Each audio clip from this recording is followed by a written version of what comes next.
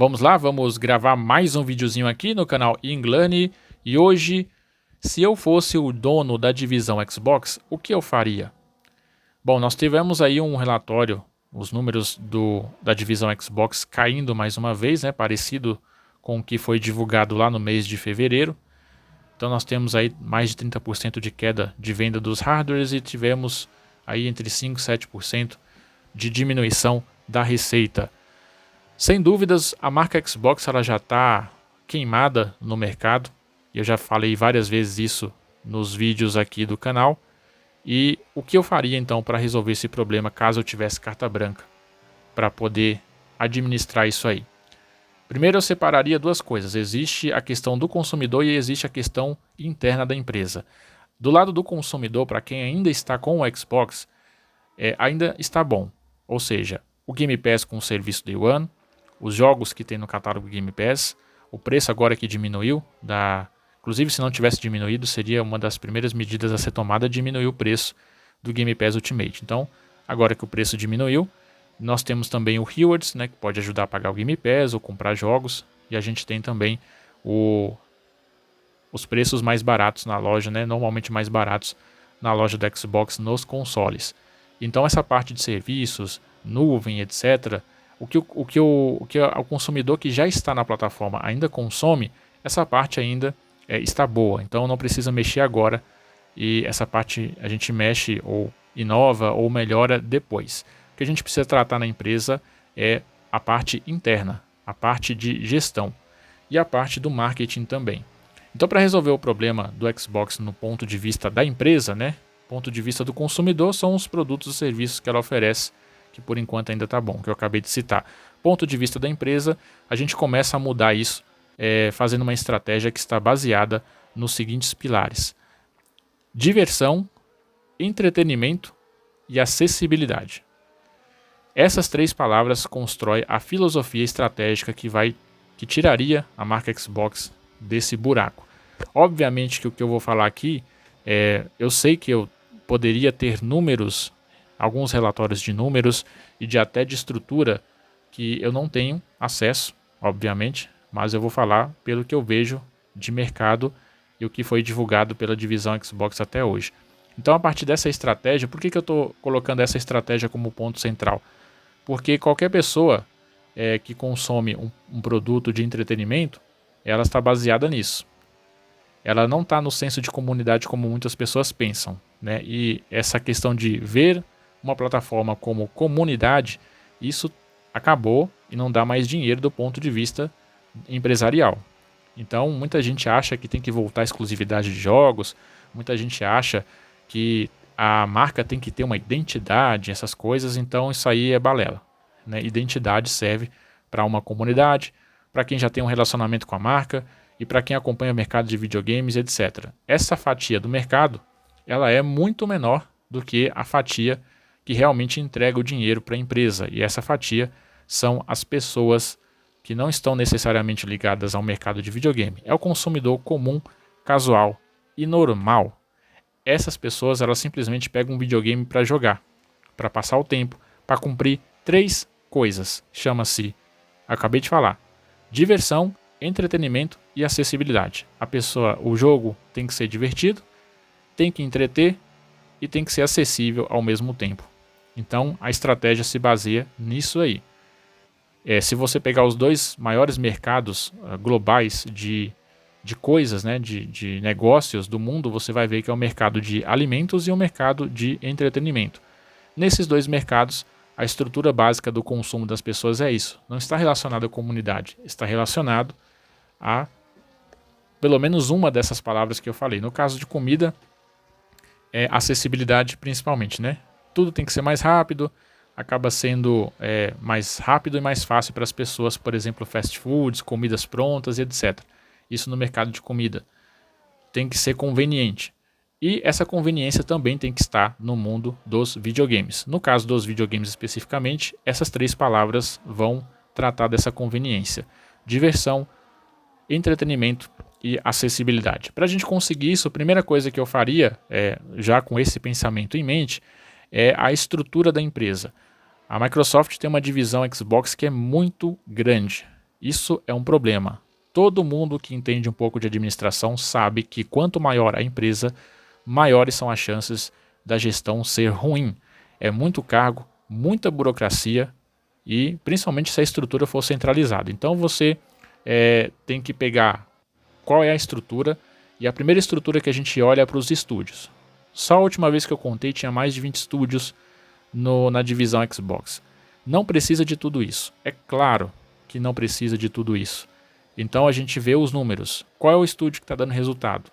Os que estiver dando resultado fica. Os que não estiver dando resultado vão embora. E vão embora de duas maneiras. Ou são fechados ou são vendidos. Isso faz com que a empresa economize milhões e milhões de dólares. No caso de como você escolher, né, obviamente, aí tem que ter um relatório financeiro estrutural. Você vai verificar esse relatório e vai ver. Estúdios que estão entregando resultado, ficam. Estúdios que podem melhorar e têm potencial, ficam, mas tem um prazo. Tem que entregar um resultado. Estúdios que não estão entregando resultado, dispensados automaticamente, sendo vendidos ou fechados. Né? Isso faz com que a gente enxugue a divisão Xbox e pare de desperdiçar dinheiro. Esse é o ponto estrutural. No caso dos jogos, dos estúdios que sobrar, o que tem que ser feito? O que eles chamam de curadoria. Só que essa curadoria ela tem que ser muito mais específica. Ela tem que trabalhar a partir da qualidade dos jogos, olhando esses três pilares. Todos os jogos que são lançados por esses estúdios, pelo menos a maioria, tem que ser divertido, tem que ter entretenimento e tem que ser acessível. E como que se descobre isso? Olhando para o mercado. Só que para olhar para o mercado, a gente tem que mexer numa outra estrutura. E a outra estrutura é a mais complexa e complicada. É causar um retrocesso automático para fazer com que o caixa financeiro da empresa comece a girar. Do que eu estou falando? Estou falando de parar de achar que console é PC. Esse projeto Helix do Xbox, na minha opinião, é um erro. Não vai fazer sentido um console que tem cara de PC com todas as lojas e está prometendo aí ser o console mais poderoso do universo, etc. E não é isso que as pessoas buscam. Quem busca isso é comunidade. Mas as pessoas que eu estou falando aqui são os consumidores comuns e normais, buscam diversão, entretenimento e acessibilidade. E tecnologia não está muito relacionada a isso quando se fala de potência. Então não precisa de 8K, não precisa de 4K, não precisamos de 120 FPS. E às vezes não precisa nem de 60 FPS. E a Nintendo está aí para provar isso. É a empresa que está mais lucrando, porque tem uma tecnologia defasada, vende os jogos a preços do mesmo jeito do Xbox ou do PlayStation e está nadando no dinheiro praticamente. Então, ela tem credibilidade no mercado por isso, e é por isso que ela mantém jogos exclusivos. Por quê? Porque ela não está tendo prejuízo financeiro até onde se sabe. E é isso que nós temos que fazer com o Xbox, no sentido de para de inventar hardware mais forte e jogos mais realistas. Façam jogos, hoje em dia a gente tem o que a gente chama de AAA. Faz jogos AA. Faz jogos mais simples. Não precisa um jogo ficar levando 5, 6, 7, 8 anos para ser feito. Isso é muito caro. A indústria não sustenta mais isso. Então assim, você pode deixar um ou outro jogo até que vai. Mas a maioria dos jogos tem que ser divertidos, tem que ser entretidos, né, de causar entretenimento e ser acessíveis. É isso que o pessoal consome. Se você pegar todos os meses, quais são os jogos mais baixados e mais jogados em todas as plataformas que eles estão disponíveis? FIFA, que é o UFC lá, né? COD, Minecraft, Fortnite, GTA. Esses aí são sempre os mais jogados. A maioria do público que estão nesses jogos, elas não acompanham o mercado de videogame, elas não fazem parte de fã-clube e não fazem parte de comunidade. Então, esses jogadores simplesmente jogam por isso, por diversão, entretenimento e acessibilidade. Então nós temos que fazer outro jogo. Quer dizer que tem que botar tudo jogo online? Não necessariamente, você pode fazer um jogo. Vou te dar um exemplo. Estilo Mario, um joguinho de plataforma. Como que você vai descobrir que tipo de jogo você vai fazer? Observando o consumidor. Por exemplo, você faz um jogo agora, eu quero um projeto, vou fazer um jogo. Você faz um pouco do jogo, desenvolve a ideia e trabalha isso com o consumidor. Faz uma demo demonstrativa do jogo, coloca essa demo gratuita para as pessoas jogarem e avaliarem. E aí você faz as mudanças. Então, isso aqui a gente continua, isso aqui a gente muda. Não, e o jogo não pode ser um jogo AAA que vai levar 5, 6, 7 anos para ser feito. Tem que ser um jogo simples. E jogos simples é o que faz o celular hoje dominar o mercado de videogames. É por isso que o celular, a receita que o celular gera é maior do que a receita de PC e consoles juntos. Então, o mercado de videogame ele ia retrair sim pouquíssimos jogos AAA para a comunidade, que ainda continuaria no console, mas a base não é comunidade. A base seria trazer novas pessoas que estão interessadas nisso. Entretenimento, acessibilidade e diversão. É isso. Então os jogos seriam baseados nisso, as pessoas iriam jogar demos que fossem gratuitas para que os desenvolvedores trabalhassem na avaliação e no feedback das pessoas que jogassem essas demos. Isso faria uma curadoria muito maior, faria com que o jogo fosse desenvolvido em menos tempo e se as pessoas gostassem mesmo, o retorno para o acionista seria mais rápido. Então uma das maiores travas do mercado hoje em dia é ficar querendo fazer jogo realista demais. O console, esse projeto Helix aí vai ter que ser melhor do que o Série X. O PlayStation 6 vai ter que ser mais forte do que o PlayStation 5. É isso que é a armadilha das empresas hoje em dia. E a Nintendo está lá de boa. Não precisamos de um console que rode 8K 120 FPS. Nós precisamos de um console que traga acessibilidade, entretenimento e diversão para as pessoas. Então é por isso que é necessário fazer esse retrocesso, entre aspas. Obviamente que seria escolhido de acordo com o que o mercado está aceitando. Então tem essa consulta ao consumidor e o que seria AAA e o que não seria AAA. Né? Não estou falando aqui de, vamos acabar com todos os AAA, já era retrocesso na indústria. Não é isso que eu estou falando. Estou falando de fazer conforme o consumidor está exigindo. Então isso é observar o mercado. Essa questão de você fazer só AAA sempre, né? Por isso que os indies estão ganhando bastante, né? Os indies têm mais relevância no mercado, exatamente por isso. E a gente sempre tem que olhar para o público do celular. O público do celular é o maior e não tem como discutir. Não adianta falar, e os jogos do celular, realmente a gente sabe como são. Então a gente tem que seguir uma linha mais ou menos por aí. Óbvio, eu não estou falando de fazer jogo tipo Candy Crush, né? Eu estou falando de fazer jogos com orçamento menor que você consegue fazer em 2 anos mais ou menos, né? Então você vai ter um jogo, sei lá, por exemplo, o que se poderia, um Crash Bandicoot, por exemplo, um joguinho de plataforma, ou um jogo ali no nível de PS4, falando de gráficos e etc. Não precisa, cara, realmente não precisa ter essa questão de nossa, tem que estar tudo no Ultra, tem que estar os 4K, os 8K e etc. Não precisa, a maioria das pessoas não se importam com isso. Jogos ali no mesmo nível do Switch 2, já tá bom. É isso que o pessoal consome, né? E nós temos jogos piores ainda, falando de gráficos e essa questão de FPS, nos próprios celulares, e são os mais consumidos e são os que mais dão dinheiro para a empresa. Então nós já temos uma questão estrutural.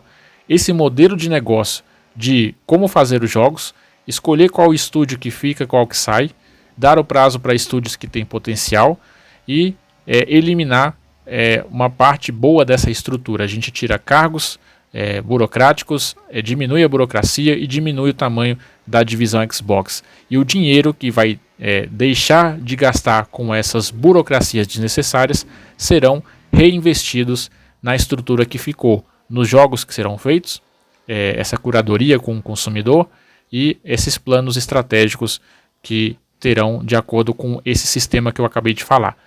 A outra coisa é a parte do marketing, uma das principais coisas que o Xbox peca na parte do marketing.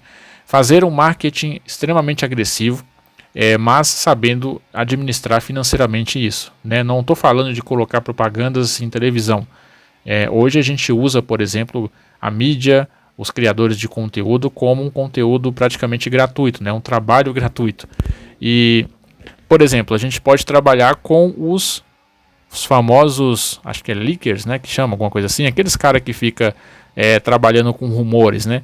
Os que descobrem e ficam vazando informações, né? Faz ali uma psicologia reversa com esses caras, né? Inventa ali umas 3, 4 notícias ali, e finge que deixa eu vazar para eles, para passar para o público, e eles vão fazer um marketing gratuito, porque eles vão colocar o nome da empresa lá de uma forma legal.